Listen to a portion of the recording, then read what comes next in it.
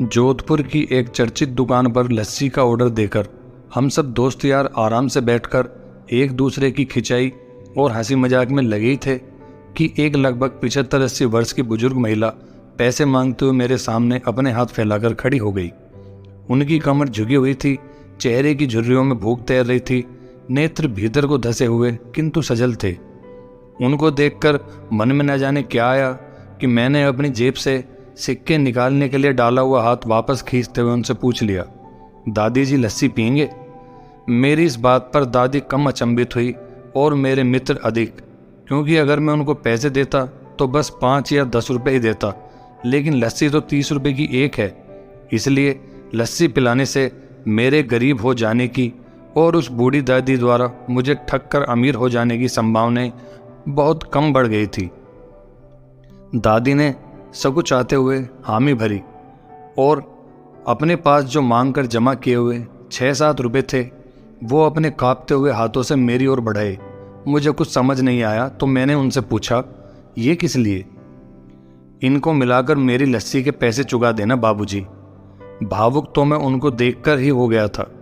रही बची कसर उनकी इस बात ने पूरी कर दी। एकाएक मेरी आंखें छल छल आई और भर भराए हुए गले से मैंने दुकान वाले से एक लस्सी बढ़ाने को कहा। उसने अपने पैसे वापस मुट्ठी में बंद कर लिए और पास ही जमीन पर बैठ गई। अब मुझे अपनी लाचारी का अनुभव हुआ, क्योंकि मैं वहां पर मौजूद दुकानदार, अपने दोस्त और कई अन्य ग्राहकों की वजह से उनको कुर्सी पर बैठने के लिए नहीं कह सका।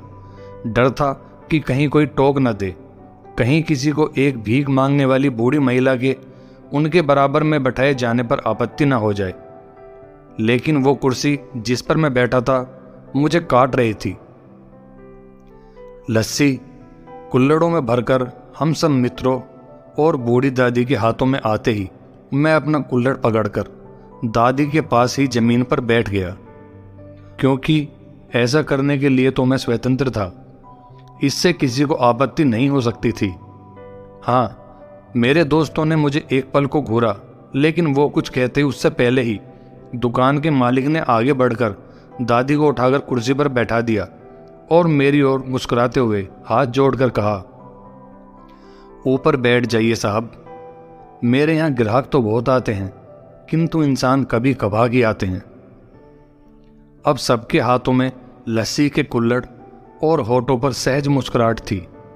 बस एक वो दादी ही थी जिनकी आंखों में तृप्ति के आंसू, होठों पर मलाई के कुछ अंश और दिल में सैकड़ों दुआएं थी।